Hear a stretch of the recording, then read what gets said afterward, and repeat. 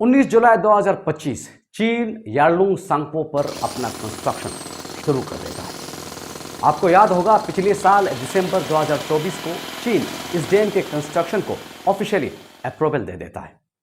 जो इस मुद्दे से अभी वाकिफ नहीं है उन्हें बता दें कि सियांग अपर मल्टीपर्पज डैम अरुणाचल प्रदेश का एक कंट्रोवर्शियल हाइड्रो इलेक्ट्रिक प्रोजेक्ट है, जिसका कंस्ट्रक्शन दरअसल 2009 में शुरू होना था, लेकिन लोगों के अपोजिशन की वजह से ये शुरू नहीं हो पाया। 2024 में गुवाहाटी हाई कोर्ट ने सियांग में 44 प्लान डैम्स को भी कैंसिल करने की डायरेक्शन दी थी। अब 2024 दिसंबर को, जैसे मैंने अभी बताया, चाइना के सियांग रिवर के अपर स्ट्रीम यार्लुंग सांगपो पर डैम बनाने की घोषणा के बाद इस प्रोजेक्ट ने नेशनल सिक्योरिटी का रूप ले लिया है, पर अभी भी ये प्रोटेस्ट और रेजिस्टेंस से जूझ रहा है। दोस्तों, इतने सारे मुद्दों और इंसिडेंट्स के बाद सियांग अपर मल्टीपर्पज डैम में लेटेस्ट डेवलपमेंट अब ये है कि अफेक्टेड पॉपुलेशन में से कुछ 300 प्लस हाउस जो पहले इसके खिलाफ थे, उन्होंने प्री फिजिबिलिटी स्टडी के लिए मंजूरी दे दी है। नमस्कार दोस्तों, चीन के यार्लुंग सांगपो पर डैम बनाने की बात के बाद सियांग अपर मल्टीपर्पज डैम कंट्रोवर्सी ने अरुणाचल प्रदेश की सियांग बेल्ट में आग पकड़ ली थी। कुछ आवाजें इसके खिलाफ उठी तो कुछ ने इसका समर्थन किया, कुछ ने इसे एक क्षेत्र की प्रगति मानी तो कुछ ने इसे एग्जिस्टेंस के लिए खतरा माना। खैर, अब नई बात यह है कि पीएफआर, जिसके लिए हमने इतने प्रदर्शन देखे थे, इतना संघर्ष देखा था, आज मुमकिन होता नजर आ रहा है। ऐसे में हमारे लिए पीएफआर का असली रोल को जानना जरूरी हो जाता है। पीएफआर को समझिए।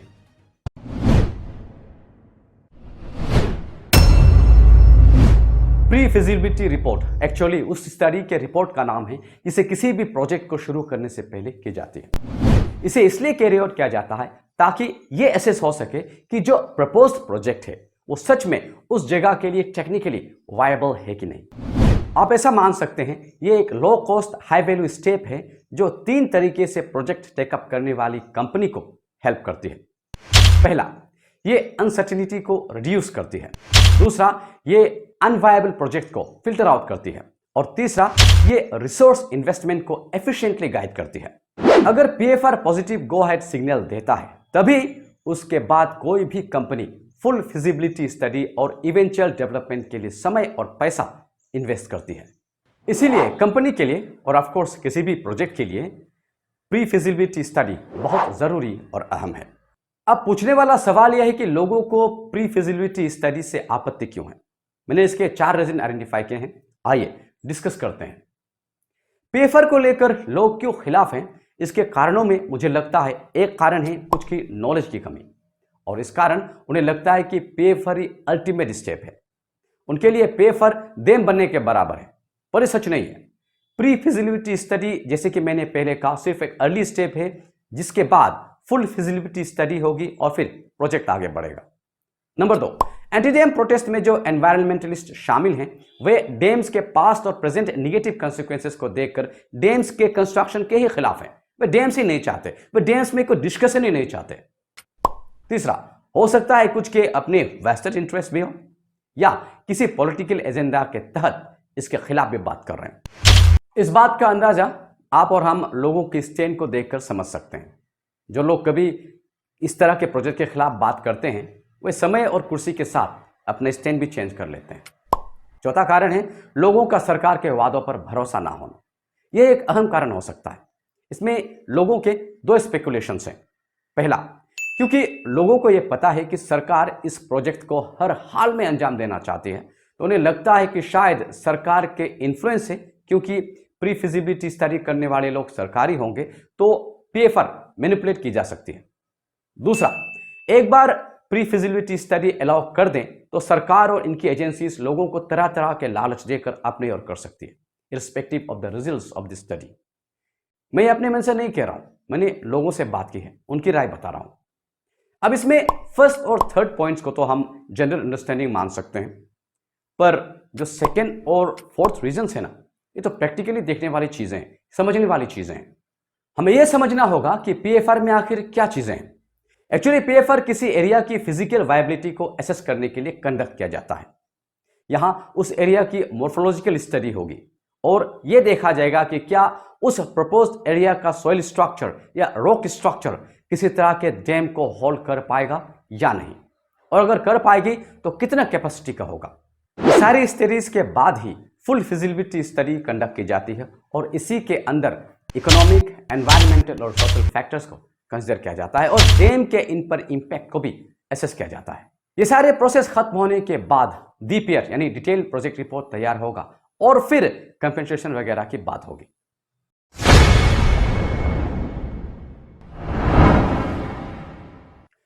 समझिए, ये एक नॉन फैक्ट है कि डैम्स के इफेक्ट्स एनवायरनमेंट के लिए निगेटिवली कंट्रीब्यूट करती है, इसमें कोई झूठ नहीं है। डैम्स के hazardous impacts in addition to displacement, इसके तो दुनिया भर में कई अनगिनत एग्जांपल्स हैं। इसके अलावा प्री फिजिबिलिटी स्टडी के रिपोर्ट्स में भी कई बार मिसलीडिंग फैक्ट्स पाए गए हैं। ऐसे कई एग्जांपल्स हैं, जैसे भारत में ही अपर गंगा बेसिन असेसमेंट, इस प्रोजेक्ट को भी इंटीग्रेटेड मैनेजमेंट ग्रुप आईएमजी ने क्लियरेंस दे दी थी, लेकिन बाद में south Asian network on dams, reverse and people ने अपने रिव्यू में पाया कि यह पेपर गलत थी, मिसलीडिंग थी। South Asian network on dams, reverse and people ने पाया कि इसने फर्जी क्लियरेंस हासिल किया, इस प्रोजेक्ट के चलते एनवायरमेंटल इंपैक्ट को इग्नोर किया और इसके कामों में कमी को भी छुपाने की कोशिश की गई। और इस तरह इस पेपर ने इकोलॉजिकल और सोशल कंस्टिट्यूशंस को पोटेंशियली कंप्रोमाइज किया। बेसिकली कंक्लूजन ये था कि यह रिपोर्ट प्रो हाइड्रो पावर बायस थी। इस तरह के कई और केसेस हैं जहां फर्जी रिपोर्ट के साथ हाइड्रो पावर प्रोजेक्ट्स को तैयार किए गए, जैसे लाओस का श्रायबोरी डैम, जहां इंजीनियरिंग फर्म पायोरी ने सिंगल हैंडेडली डैम के एनवायरमेंटल असेसमेंट और टेक्निकल डिसीजन को कंडक्ट किया था। और ऐसे ही लाओस के नामथुएन-2 डैम और होयाहो डैम में भी पेपर को बायस पाए गए। तो देखिए, लोगों का इसमें डाउट्स और कंफ्यूजन्स लाजमी है। हम आगे इस प्रॉब्लम के पॉसिबल सॉल्यूशन पर भी डिस्कस करेंगे, लेकिन इससे पहले चलिए देखते हैं अभी चीन क्या कर रहा है।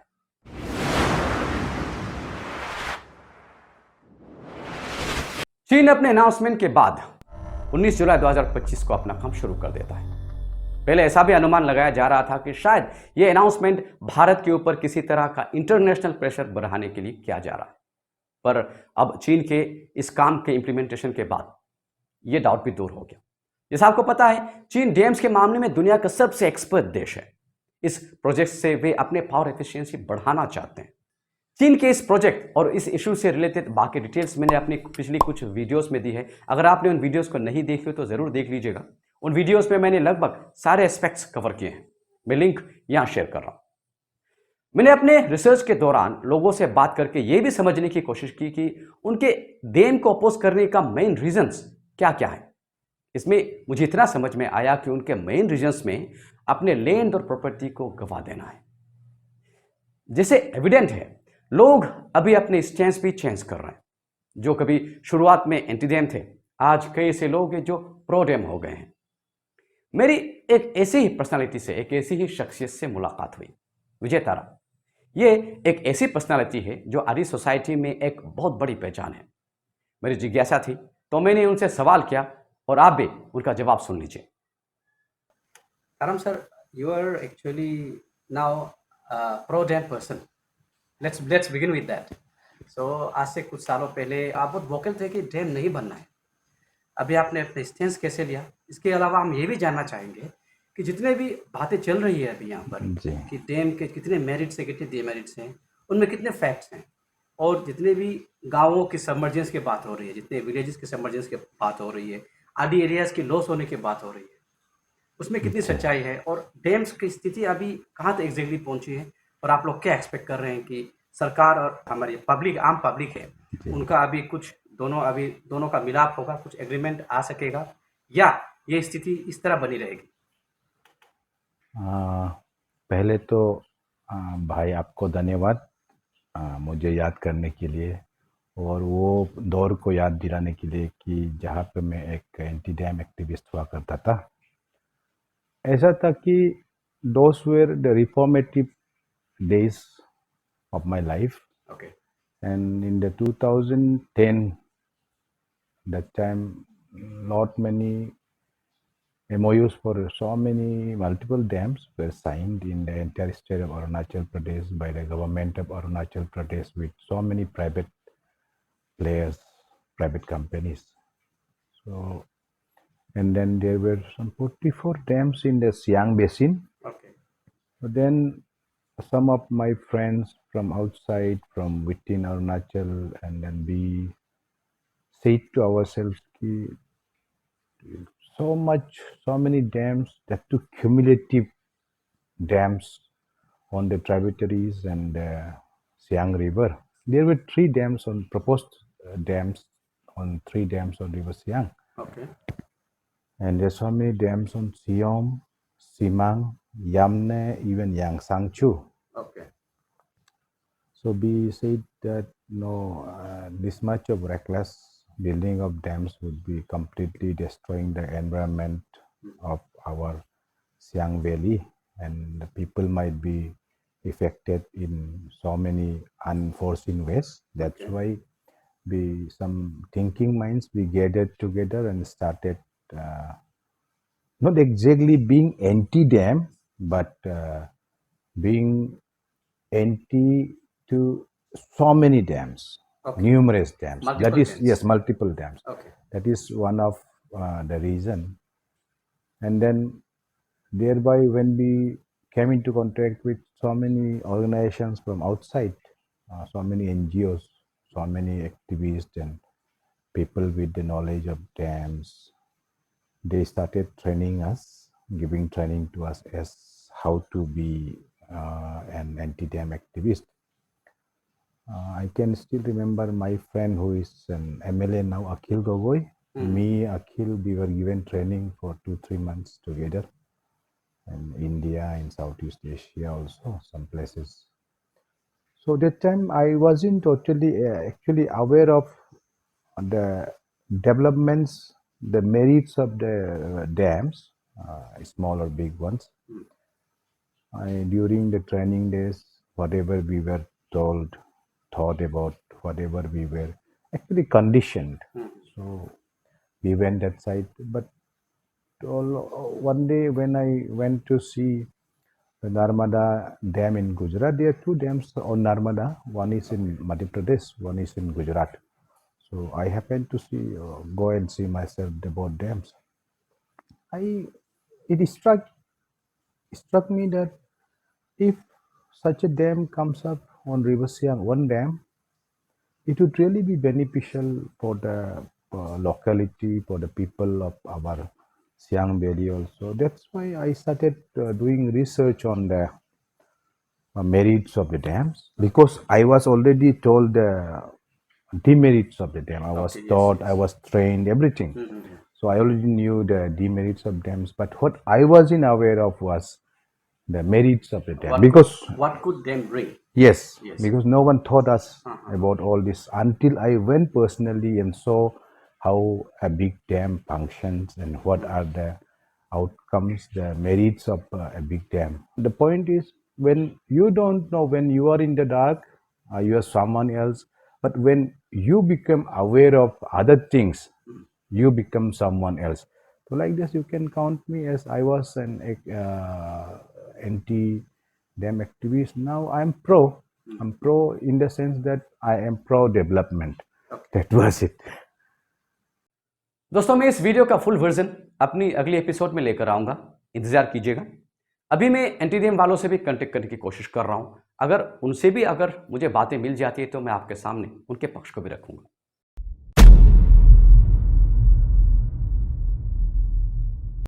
दोस्तों आजकल सियांग डैम के साथ एक और टर्म जुड़ गया है और वो है वाटर बॉम्ब। आज हम इस कंसेप्ट को भी जरा डीपली समझेंगे। आइए पहले ऐसे एक सवाल का जवाब ढूंढते हैं जो कईयों के मन में है। यहां तक कि मैंने खुद भी मेरी सियांग डैम पर पिछली वीडियो में सवाल उठाया था कि चीन के 60,000 मेगावाट वाले उस डैम के पानी को क्या अरुणाचल का 11,000 मेगावाट का यह डैम रोक पाएगा। देखिए चीन जहां डैम बना रहा है उस गोर्ज के विड्थ कंपैरेटिवली सियांग के लोअर एरिया से कम है। हालांकि इस विड्थ का एग्जैक्ट मेजरमेंट अभी मेरे पास नहीं है, पर जिस तरह की टोपोग्राफी से यालुंग सांगपो होकर आता है उससे आराम से तय हो जाता है कि उस पॉइंट की विड्थ ऑब्वियसली अरुणाचल की सियांग रिवर की विड्थ से कम होगी। तो इस बात को गौर से समझिए। चीन को यहां पानी स्टोर करने के लिए जो टरबाइन को घुमाने का काम करेगा, जिस डैम की जरूरत है उसके विड्थ को बड़ा करने का उनके पास स्कोप नहीं है, क्योंकि वहां की टोपोग्राफी ऐसी है। तो उनके पास अब एक ही ऑप्शन है, कि विकल्प है डैम की हाइट को बढ़ाना। वैसे किसी भी सोर्स से अभी तक मुझे ये पता नहीं चल पा रहा है कि इस डैम की एग्जैक्ट हाइट क्या होगी, पर इतना जरूर कंफर्म्ड है कि वे कुछ 50 किलोमीटर की स्ट्रेच में पानी को करीब 2000 मीटर की हाइट से गिराएगा। इसके लिए लेकिन अनलाइक थ्री गॉर्जियस डैम, जो दुनिया का सबसे बड़ा डैम है, चीन को यहां वाटर की एनॉर्मस वॉल्यूम स्टोर करने की जरूरत नहीं पड़ेगी। ये सारा खेल काइनेटिक एनर्जी का, समझिए। मतलब जितनी ऊंचाई से पानी गिरेगा उतनी ही काइनेटिक एनर्जी प्रोड्यूस होगी, और जितना काइनेटिक एनर्जी प्रोड्यूस होगा उतना ही पावर जनरेशन भी होगा। इसके लिए चीन टावरिंग डैम्स बनाने के बजाय एक सीरीज ऑफ स्ट्रक्चर तैयार कर रही है, जिसमें टनल्स और डाइवर्जन सिस्टम्स इंक्लूडेड हैं। अभी तक का ऐसा अनुमान है कि शायद ये लोग नामचा बोरवा के थ्रू 4 से 6 टनल्स बिठाएंगे, जो 20-20 किलोमीटर की होगी। इसीलिए पहले जैसे हमने अनुमान लगाया था कि चीन यालुंग सांगपो डैम में थ्री गॉर्जियस डैम से 3 गुना ज्यादा पानी स्टोर करेगा, इसे आप रिवाइज किया जा रहा है। लेकिन हाँ, ये सच है कि ये थ्री गॉर्जियस डैम से 3 गुना ज्यादा इलेक्ट्रिसिटी जनरेट करेगी। अब इस टॉपिक में फैक्ट्स और फिगर्स कलेक्ट करना इसलिए भी मुश्किल हो रहा है क्योंकि चीन इस काम से रिलेटेड कोई भी फिगर आसानी से पब्लिक नहीं करती। अब सवाल यह है कि क्या सियांग में प्रपोज डैम चाइनीज डैम के पानी को रोक पाएगा? तो इसका जवाब है हाँ। रीजन समझिए। जैसे मैंने पहले बताया, चीन का डैम यालुंग सांगपो के नेरोअर विड्थ पर बन रहा है, जिसके कारण पानी स्टोर करने के लिए उसकी हाइट उन्हें बढ़ानी पड़ रही है। अब क्योंकि नीचे आते आते और यालुंग सांगपो का सियांग बनते बनते इसकी विड्थ खुलती जाती है, इसीलिए हमारा डैम का विड्थ कंपैरेटिवली मच वाइडर होगा। इसका मतलब है हमारे डैम के हाइट कम होने के बावजूद भी इसकी इतनी कैपेसिटी होगी कि चाइनीज डैम के पानी को, क्योंकि विड्थ बड़ा है, आराम से जरूरत पड़ने पर कंट्रोल कर पाएगी। मतलब यह होगा कि इस डैम की हाइट जितनी होगी, इसकी वाटर स्टोरेज और कंट्रोलिंग कैपेसिटी भी उतनी होगी। इसे इस एग्जांपल से समझिए। मान लीजिए चाइनीज डैम की जो वाटर कैपेसिटी है वो 10 लाख लीटर्स का है। वैसे इसकी सही यूनिट क्यूबिक मीटर्स होता है, पर समझने की सिंप्लिसिटी के लिए इस यूनिट को हम लीटर्स मानते हैं। तो मैं कह रहा था, सपोज चाइनीज डैम की कैपेसिटी 10 लाख लीटर्स है, 10 लाख लीटर्स। अब आमतौर पर चीन को 10 लाख लीटर पानी यूं ही छोड़ने की जरूरत नहीं पड़ेगी आमतौर पर। तो इस सिचुएशन में हम अपने डैम को 5 लाख लीटर्स की कैपेसिटी तक भी बनाए तो भी आराम से काम चल जाएगा। पर अगर कहीं चीन ने अपने पानी जानबूझकर छोड़ दिया या डैम टूट गया, तो 10 लाख लीटर का वो पानी अगर कंट्रोल नहीं किया गया तो इतनी तबाही मचा देगा कि पूरा क्षेत्र ही तहस नहस हो जाएगा। तो ये कॉमन सेंस की बात है कि अगर हम अपने डैम को चाइनीज डैम के मुकाबले ज्यादा मजबूत और बड़ा बनाएं तो ही इन केस ऑफ फ्लड जैसी सिचुएशन को कंट्रोल कर पाएंगे। इसका मतलब है हमें अपने डैम की हाइट और विड्थ चाइनीज डैम के पानी के बहाव से ज्यादा ऊंची और लंबी करनी होगी। फिलहाल अवेलेबल डाटा के मुताबिक सियांग अपर मल्टीपर्पज डैम की हाइट कुछ 300 मीटर्स की प्लानिंग पर है। चीन को अपने डैम में $167 बिलियन इसलिए खर्चा करना पड़ रहा है क्योंकि वहां टोपोग्राफी इतना टफ और हॉस्टाइल है कि वो सस्ते में बन ही नहीं सकता। और इसीलिए मैं मानता हूं कि इंडिया में उनके कंपेयर में हम कम पैसों में भी एक अच्छा स्ट्रक्चर बना सकते हैं उनके मुकाबले। I hope I am able to explain. इतने सारे कॉम्प्लेक्सिटीज और टर्मोइल के बीच किसी भी तरह के कंक्लूजन में आना बहुत मुश्किल है, पर यह भी सच है कि हमें किसी तरह के सोल्यूशन पर तो उतरना ही पड़ेगा।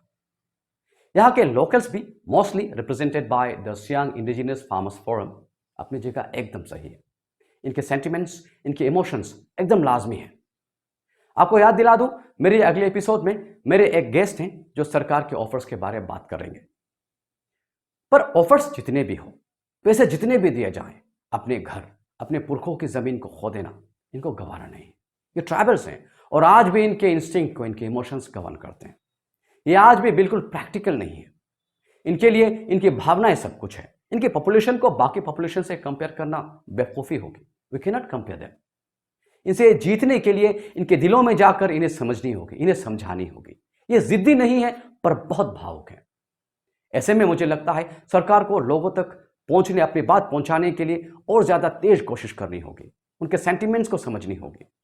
उन्हें उनसे बिना कुछ छुपाए सब कुछ बताना होगा। आप जानते हैं कई हाईली एजुकेटेड और क्वालिफाइड लोग भी डैम के खिलाफ हैं और ये मर मिटने को भी तैयार हैं। जो लोग डैम के खिलाफ हैं उनका यह भी कहना है कि लोगों के सरकार के साथ एमओयू साइन करने वाली बात भी पूरी तरह सच नहीं है। ऐसे में अगर प्रोजेक्ट को आगे बढ़ाना है तो बातचीत ही एकमात्र जरिया है। इसी के जरिए लोगों तक पहुंचा जा सकता है। मैं ये नहीं कह रहा कि सरकार कोशिश नहीं कर रही है, आप कर रहे हो, पर मेरा अनुमान है कि इस काम के लिए और ज्यादा संयम और समय की जरूरत है। जब तक यह लोकल कम्युनिटी इसके खिलाफ है, यह प्रोजेक्ट मुमकिन ही नहीं। हम सबको देश की प्रगति चाहिए, पर अपनों के आंसुओं से हम प्यास नहीं बुझा सकते। जय हिंद।